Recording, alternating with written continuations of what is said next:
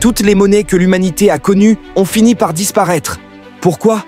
Parce qu'elles avaient des failles fatales. Aujourd'hui, une nouvelle révolution monétaire est en marche et vous en faites déjà partie. Imaginez un monde où il n'existe ni billets, ni pièces, ni banques. Un monde où, pour manger, vous devez échanger un objet contre un autre. C'était l'ère du troc. Un système simple, mais terriblement imparfait. Mais voici le problème. Que se passe-t-il si vous voulez du poisson, mais que le pêcheur ne veut pas de vos pots en argile? Rien. L'échange est impossible, et ce n'est pas tout. Imaginez devoir transporter un troupeau de vaches juste pour acheter une maison. Totalement impraticable. L'humanité avait besoin d'une monnaie, quelque chose de plus stable, plus facile à transporter. C'est ainsi que sont nées les premières monnaies marchandises. Mais même ces solutions avaient des limites. Et c'est là que commence la prochaine révolution monétaire. Un petit service, permettez-moi de partager quelque chose d'important avec vous. Les vidéos comme celle-ci, pleines de recherche et de lumière, ne sont pas favorisées par l'algorithme, donc nous avons besoin de votre aide. C'est simple, cliquez sur le bouton « J'aime » et laissez un petit commentaire, même un simple « Merci ». Cela fait une grande différence. Et n'oubliez pas de vous abonner si ce n'est pas encore fait et d'activer la cloche de notification pour ne jamais manquer nos nouvelles vidéos. Le troc était un casse-tête. Trouver quelqu'un qui voulait exactement ce que vous aviez à offrir était un défi constant. L'humanité avait besoin d'un intermédiaire, une marchandise acceptée par tous et facilement échangeable. C'est ainsi que sont nées les premières monnaies marchandises, le sel, les coquillages, le bétail. Mais ces solutions avaient aussi leurs limites. Transporter du bétail ou stocker du sel n'était pas pratique. Alors, l'or et l'argent ont émergé comme les monnaies ultimes. Métaux rares, résistants au temps, faciles à diviser, ils avaient tout pour plaire. Rapidement, ils devinrent le symbole de la richesse. Plus on possédait d'or, plus on était puissant. Empires et royaumes bâtissaient leur fortune sur ces métaux précieux. Mais posséder de l'or posait un problème majeur, le transport et la sécurité. Imaginez un marchand du Moyen-Âge transportant des sacs d'or pour acheter des marchandises dans une autre ville. Chaque voyage était une mission périlleuse. Les routes étaient infestées de voleurs. Un sac d'or perdu ou volé, c'était une fortune envolée. Et plus on avait d'or, plus on attirait les convoitises. Alors, les marchands et les rois cherchèrent une solution. Plutôt que de transporter l'or, pourquoi ne pas le déposer dans un lieu sûr et utiliser des reçus pour prouver sa possession? C'est ainsi que naquirent les premiers billets de banque. Les gens déposaient leur or dans des coffres sécurisés et recevaient en échange des bouts de papier attestant de leur richesse. Ces billets étaient bien plus pratiques que l'or. Ils étaient légers, faciles à transporter et pouvaient être échangés contre de la marchandise partout. Une véritable révolution. Mais cette solution cachait une faille fatale. Les banques commencèrent à imprimer plus de billets qu'elles n'avaient d'or. Et c'est ainsi que l'inflation et la manipulation financière virent le jour. L'or avait résolu le problème du troc, mais il était trop lourd et trop dangereux à posséder. Les billets étaient plus pratiques, mais ouvraient la porte aux abus et aux crises économiques. L'humanité était sur le point de basculer vers une autre forme de monnaie, qui finirait elle aussi par montrer ses limites. L'or était une monnaie précieuse, mais son plus grand défaut était son poids. Un marchand transportant plusieurs kilos d'or risquait de se faire attaquer sur la route.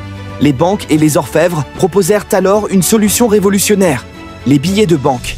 L'idée était simple, au lieu de transporter l'or, on le déposait dans un coffre sécurisé et on recevait un reçu en échange. Ce reçu, garanti par l'or stocké, pouvait être échangé contre des biens et services. Rapidement, les gens commencèrent à faire confiance à ces bouts de papier, au point qu'ils ne prenaient même plus la peine d'aller récupérer leur or. Les billets devinrent la nouvelle norme. Les gouvernements comprirent vite qu'ils pouvaient contrôler cette nouvelle monnaie. Les banques centrales furent créées pour imprimer ces billets en quantité, et l'or qui devait garantir leur valeur commença à disparaître des coffres. C'était le début d'un immense mensonge financier. Au départ, chaque billet représentait une quantité réelle d'or. Mais avec le temps, les gouvernements réalisèrent qu'ils pouvaient imprimer plus de billets que la quantité d'or disponible. Tant que personne ne venait réclamer son or en masse, le système fonctionnait. Mais c'était une bombe à retardement. Les billets de banque créèrent une illusion de richesse. Les États pouvaient financer des guerres, des infrastructures et des projets gigantesques simplement en imprimant plus d'argent. Mais cette fausse abondance eut des conséquences catastrophiques, l'inflation. L'inflation, c'est quand la quantité de billets en circulation augmente plus vite que les richesses réelles. Résultat, le pouvoir d'achat diminue.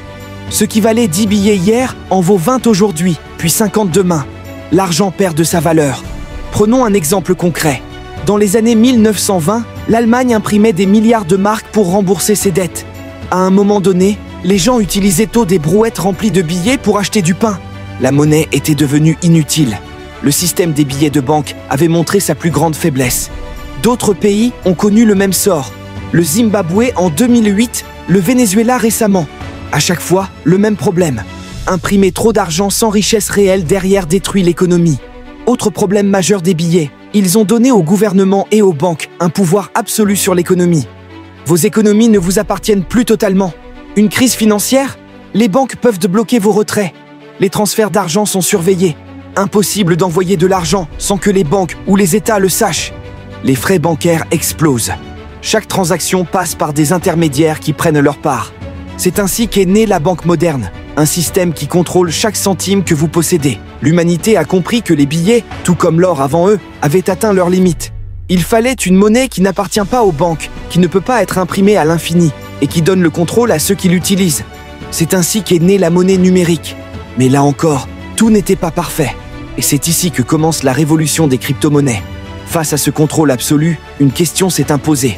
Comment créer une monnaie qui échappe aux banques, au gouvernement et qui appartient réellement aux gens? C'est ainsi qu'en 2009, un mystérieux créateur sous le pseudonyme de Satoshi Nakamoto a lancé une idée révolutionnaire, le Bitcoin. Une monnaie qui ne dépend d'aucune banque, ne peut pas être imprimée à l'infini et qui appartient à ceux qui la possèdent. Mais Bitcoin, bien que puissant, a encore des limites. Trop lent, trop cher en frais de transaction.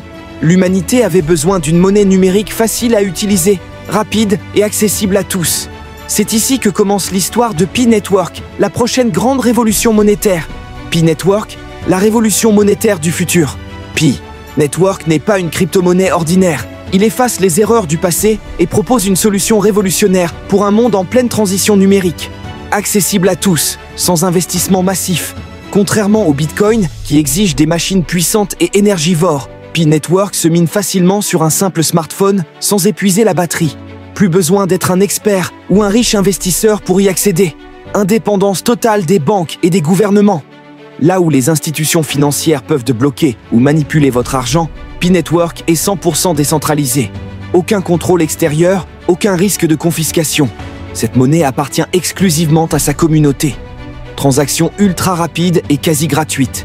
Fini les longues attentes et les frais exorbitants des banques et du Bitcoin. Pi Network permet d'envoyer de l'argent instantanément et à moindre coût grâce à une technologie avancée de validation. Un écosystème complet et une adoption massive Pi ne se limitent pas à une monnaie. C'est un véritable réseau économique où vous pourrez réserver un hôtel, acheter une voiture ou commander un repas sans intermédiaire bancaire. Un monde où la finance appartient enfin aux utilisateurs. Nous vivons un tournant décisif de l'histoire monétaire. Chaque grande révolution financière a vu l'émergence d'une nouvelle forme de monnaie plus adaptée aux besoins de l'époque. Le troc a échoué, l'or est né. L'or était trop lourd, les billets ont pris le relais. Les billets ont été manipulés, les banques ont imposé le numérique. Le système bancaire est devenu un piège, Bitcoin a émergé.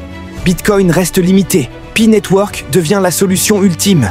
Aujourd'hui, Pi Network est encore jeune, mais il est en train d'écrire l'avenir.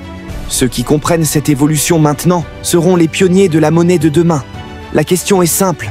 Voulez-vous faire partie de cette révolution ou attendre que les banques vous imposent une nouvelle forme de contrôle? Le plus grand problème des monnaies traditionnelles a toujours été le contrôle centralisé. Les banques, les gouvernements et les grandes institutions financières ont dicté la valeur de l'argent, imposé des frais et influencé le pouvoir d'achat de millions de personnes à travers le monde. Pi Network offre une solution totalement décentralisée. Contrairement aux crypto-monnaies classiques, qui dépendent des mineurs et d'une infrastructure complexe, Pi Network fonctionne sur un modèle basé sur les utilisateurs. Cela signifie que n'importe qui, partout dans le monde, peut participer à cette révolution monétaire. Qu'il s'agisse d'un étudiant dans un village reculé ou d'un entrepreneur dans une grande ville, tout le monde peut commencer à miner Pi gratuitement et sans barrière d'entrée. Cette accessibilité universelle va permettre à Pi de gagner en adoption à une vitesse fulgurante, car il n'y a pas de coût d'entrée. C'est une monnaie accessible à la majorité, pas juste aux privilégiés. Les systèmes bancaires traditionnels sont souvent lents, chers et peu transparents. Les virements peuvent prendre plusieurs jours et les frais bancaires peuvent s'accumuler rapidement. Les crypto-monnaies comme le Bitcoin, bien qu'efficaces, ont aussi leurs défauts. Les frais de transaction sont élevés et le processus de validation peut être lent. Pi Network, grâce à son infrastructure décentralisée, permet des transactions quasi instantanées et avec des frais minimes. Cela signifie que vous pouvez envoyer et recevoir de l'argent à n'importe quelle heure, n'importe où dans le monde, sans vous soucier des délais ou des frais bancaires. Que vous envoyiez quelques Pi à un ami ou que vous achetiez un bien dans un autre pays, le processus est rapide et transparent. Pi Network ne se limite pas à être simplement une monnaie numérique. C'est un écosystème complet qui va transformer la manière dont nous échangeons de la valeur. Imaginez un monde où vous pouvez acheter des produits, réserver des services ou même investir dans des projets locaux ou mondiaux, tout cela sans passer par des banques ou des plateformes de paiement tiers. Pi Network permet à ses utilisateurs de créer, échanger et vendre des biens et services directement entre eux, sans frais de transaction exorbitants ou de délais de validation. Cela crée un environnement où les échanges deviennent plus fluides, plus rapides et plus abordables. Les entreprises locales peuvent accepter Pi comme monnaie de paiement et les utilisateurs peuvent en faire leurs achats sans dépendre des systèmes bancaires traditionnels. Pi Network incarne l'avenir de la monnaie. Décentralisé, accessible, rapide et sécurisé. Après des siècles de monnaie contrôlée par les banques et les gouvernements, une nouvelle ère commence. Une ère où les gens prennent le contrôle de leur propre richesse, où l'argent est accessible à tous, sans barrières ni restrictions. L'humanité a toujours évolué vers des systèmes monétaires plus adaptés à ses besoins. Aujourd'hui, Pi Network est la solution ultime à une économie mondiale de plus en plus numérisée et décentralisée. N'oubliez pas de partager votre avis en commentaire.